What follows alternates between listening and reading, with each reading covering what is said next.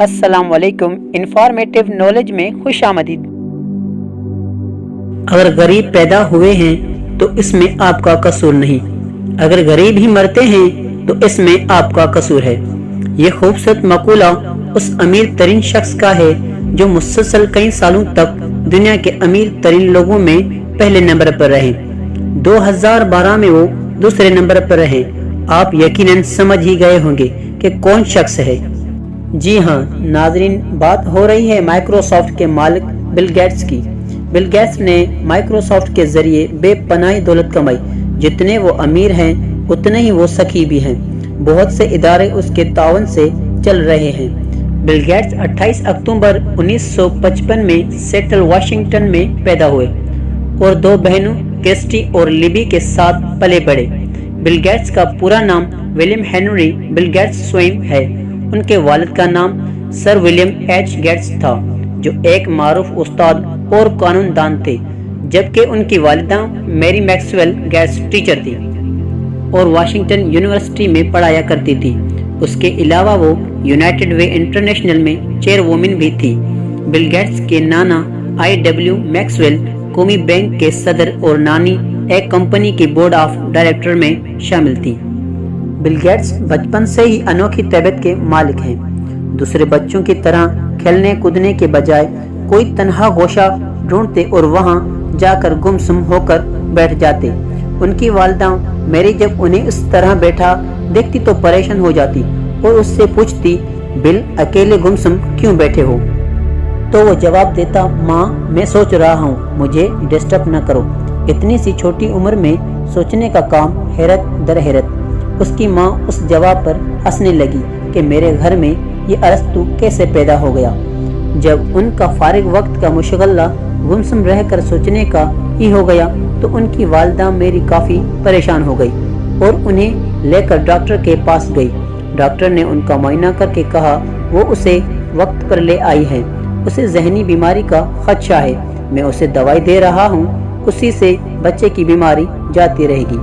और फिर यही सोचने वाला बच्चा कंप्यूटर और IT की दुनिया में वो इनकलाब करके आया कि पूरी दुनिया उसके नाम और काम से वाकिफ हो गई।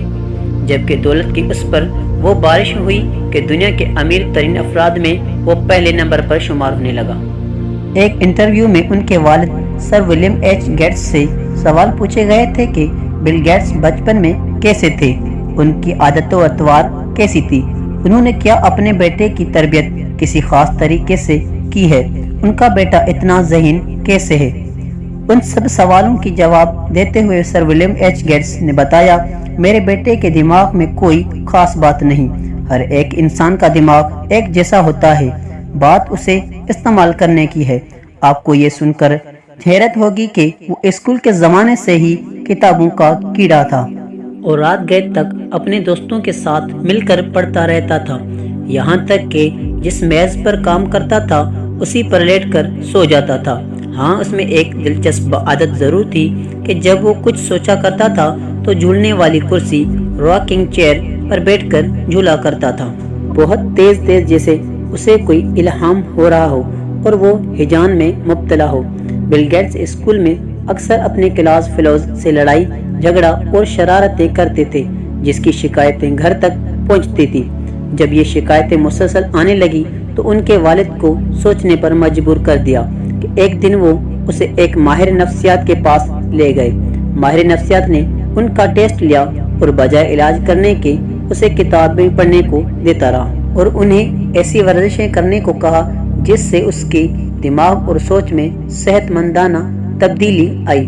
विलियम एच गेट्स कहते हैं कि मैं उस डॉक्टर का बहुत एहसानमंद हूँ जिसने बिल गेट्स की सोच की धारा तब्दील करने में अहम किरदार अदा किया।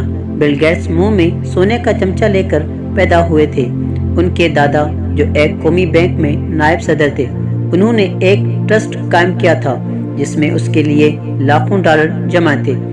इस बिना पर बिल गेट्स के लिए अवाइल अमरी में कंप्यूटर की तरफ ध्यान और ये दिलचस्प मुशगला अख्तियार करना आसान हो गया। उस वक्त कंप्यूटर महंगा बहुत था, दूसरा हर जगह आम दस्तयाब नहीं था। بل گیٹس امتحانات میں ہمیشہ امتیازی نمبروں سے پاس ہوتے تھے۔ ابتدائی کلاسوں میں وہ ریاضی اور سائنس جیسے مضمونوں میں سب سے آگے تھے۔ ان مضمونوں میں کئی بار صنعت سے بھی نوازا گیا، چنانکہ وہ کم عمری تھی اور اس کے مشاغل دوسرے بچوں سے مختلف تھے، لہٰذا ابتدائی تعلیم کے بعد اس کے والدین نے انہیں لیک سائڈ ایک چھوٹے سے پرائیویٹ اسکول میں داخل کرا دیا، جس کا نام واشنگٹن میں عزت و توقیر سے لیا جاتا تھا۔ اس کے اصول و ضوابط کی وجہ سے طلباء کو زیادہ آزادی نہیں دی جاتی تھی۔ شروع میں بل گیٹس کو یہاں کا ماحول پسند نہیں آیا، تاہم کچھ عرصے بعد انہوں نے جلدی اپنے جیسے مشاغل رکھنے والے طلباء کا ایک گروپ بنا لیا۔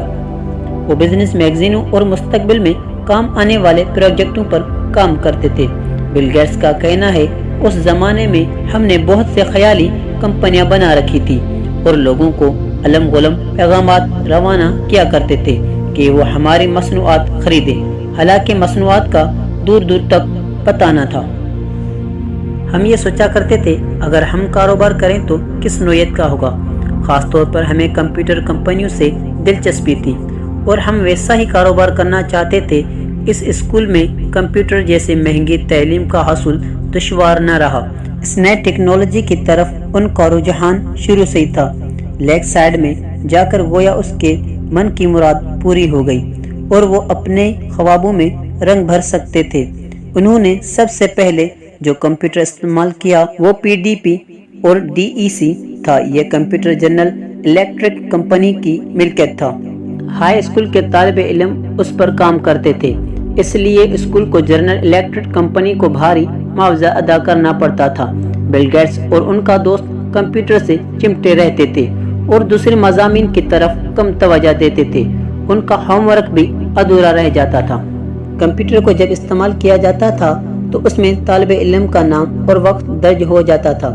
جب اسکول انتظامیہ نے دیکھا کہ بل اور ان کا دوست دن کا زیادہ تر وقت کمپیوٹر پہ گزارتے ہیں تو انہوں نے کمپیوٹر کو استعمال کرنے پر پابندی لگا دی۔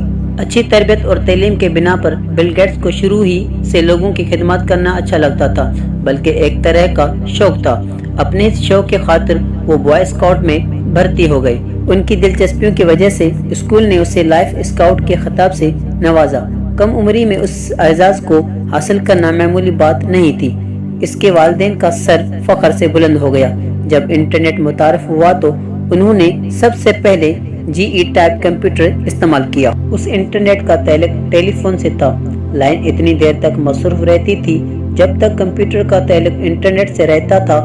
اسکول کا ایک فون محض اس کے لیے مخصوص نہیں رکھا جا سکتا تھا اور نہ ہی اس کا بھاری بھرکم بل ادا کر سکتا تھا، چنانچہ ایک آدمی سوئچ کے پاس کھڑا رہتا تھا اور جب طالب علم انٹرنیٹ سے کنیکشن ختم کرتے تھے تو وہ سوئچ آف کر دیتا تھا۔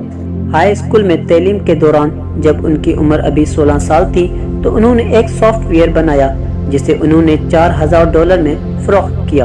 پھر اس نے اپنے دوست پال ایلن کے ساتھ ایک چھوٹی سی کمپنی ٹریفک اور ڈاٹا کے نام سے قائم کی اور حکومت کی بہت سے اداروں کو ٹریفک کے بارے میں ڈاٹا سسٹم بنا کر فروخت کرنے لگے۔ اس وقت ان کی عمر صرف 17 برس تھی۔ اس ڈاٹا سسٹم سے اسے $20,000 کی آمدنی ہوئی۔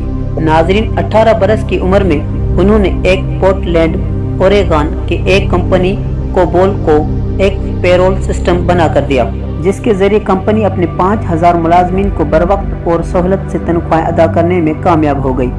اس سسٹم کے تحت ملازمین کا ریکارڈ رکھنے اور دوسرے معلومات محفوظ کرنے میں بھی آسانی ہو گئی۔ بل گیٹس اور ان کے دوست پال ایلن کا رجحان کمپیوٹر گیمز کی طرف بھی تھا۔